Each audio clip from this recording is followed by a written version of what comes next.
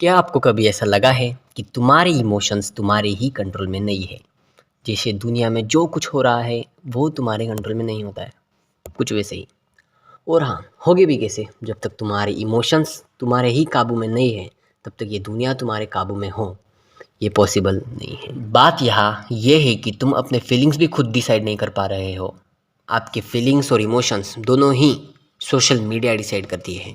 अगर तुम्हें सच में स्ट्रांग बनना है तो ये एक चीज़ समझ लो, तुम अपने दिमाग को कंट्रोल कर सकते हो, ना कि इस दुनिया को। जब तुम ये बात समझ लोगे तब लाइफ की प्रॉब्लम्स को हैंडल करना आसान हो जाएगा। एग्जाम्पल में नरूटो को ही ले लो।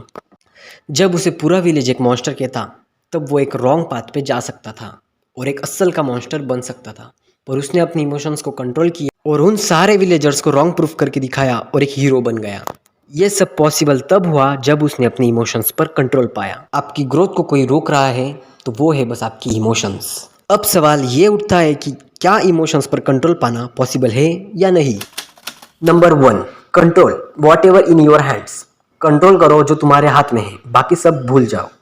सोचो आपने एक प्लान बनाया है और एक अनएक्सपेक्टेड चीज़ ने उसे बिगाड़ दिया। लाइक आपने एक आउटडोर इवेंट प्लान किया है और अचानक से बारिश आ गई। क्या तुम बारिश को रोक सकते हो? बिल्कुल भी नहीं। पर क्या तुम अपने रिएक्शंस को बदल सकते हो? हाँ, यू कैन। तुम चिल्ला सकते हो, गुस्सा कर सकते हो, या फिर चिल मार के अपने प्लान को चेंज कर सकते हो। यहाँ पर आप 3 इडियट्स मूवी के रेंचो को ही एग्जाम्पल ले लो। क्यों हमेशा राजू और फरहान प्रॉब्लम्स को लेकर परेशान रहते थे? और दूसरी तरफ रेंचो, उसे पता था कि प्रॉब्लम्स को उससे ही सॉल्व करना है। वो कभी भी राजू और फरहान की तरह प्रॉब्लम्स को लेकर सोचता नहीं रहा। वो अपने प्रॉब्लम्स को खुद सॉल्व करता और जो उसकी कंट्रोल में नहीं रहती वो भगवान भरोसे छोड़ देता। जब भी कोई प्रॉब्लम आए तो अपने आप से एक सवाल करो, क्या उसे मैं कंट्रोल कर सकता हूँ या नहीं। अगर जवाब नहीं है तो एक्सेप्ट करो और आगे बढ़ जाओ। जब तुम इन चीज़ों के पीछे अपना टाइम बर्बाद करना बंद करो जो तुम्हारे हाथों में नहीं है। Number 2, take a pause before reacting. React करने से पहले पॉज लो। आजकल सब कुछ फास्ट है। हर किसी को मैसेज पर जल्दी रिप्लाई चाहिए, कमेंट का जल्दी रिप्लाई चाहिए, सब कुछ जल्दी चाहिए। हमेशा रिप्लाई करने से पहले सोचा करो, देखना कि वर्थ इट होगा या नहीं। वो कहते हैं ना कि जल्दबाजी का काम हमेशा शैतान का होता है। इससे आपको अपनी इमोशंस पर कंट्रोल लाने में मदद होगी। नंबर 3, डिस्पेंशन प्रैक्टिस करो। कभी ऐसा फील होता है कि एक सेकंड खुश हो और दूसरे ही पल फ्रस्ट्रेशन आ गया? ऑब्वियसली ये सबके साथ होता है, ये नॉर्मल है। अगर तुम अपनी इमोशंस के पीछे फंस गए तो तुम्हारी डिसीजन मेकिंग स्किल पूरी तरह तबाह हो जाएगी। डिस्पैशन का मतलब ये नहीं है कि तुम्हें कोई फर्क नहीं पड़ना चाहिए। इसका मतलब ये है कि तुम अपने इमोशंस को काबू में करो, ना कि खुद उनके काबू में हो जाओ। जैसे समझो कि तुम एक मूवी देख रहे हो और एक इमोशनल मोमेंट आ जाए और तुम इमोशंस फील कर रहे हो। तुम्हें कहीं ना कहीं डीप डाउन पता है कि ये एक बस मूवी है। जब तुम इमोशंस के पीछे फंसते हो तो तुम एक स्मार्ट डिसीजन नहीं ले सकते। Number 4, will this matter after 2 years. क्या वो 2 साल बाद भी मैटर करेगा?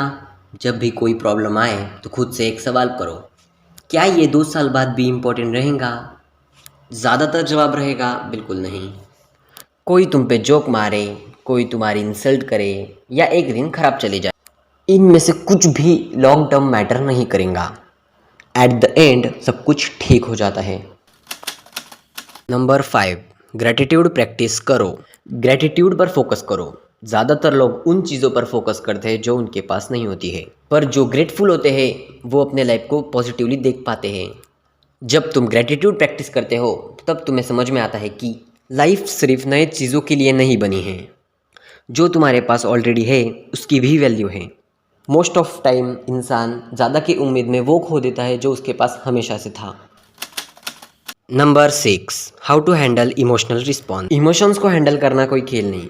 इसके लिए आपको आपके दिमाग पे पूरा कंट्रोल पाना होगा, और ये तभी मुमकिन है जब आपका माइंड शांत रहेगा।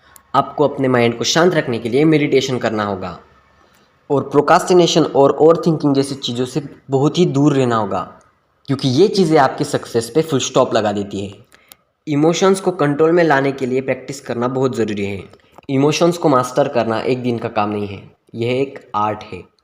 अगर आपको ये वीडियो पसंद आया होगा तो वीडियो को लाइक और चैनल को सब्सक्राइब कर देना और कमेंट में लिख देना कि मैं अपने इमोशंस पर कंट्रोल पा के ही रहूँगा। क्योंकि एट द एंड आपकी ग्रोथ को कोई रोकेगा तो वो है आपके इमोशंस।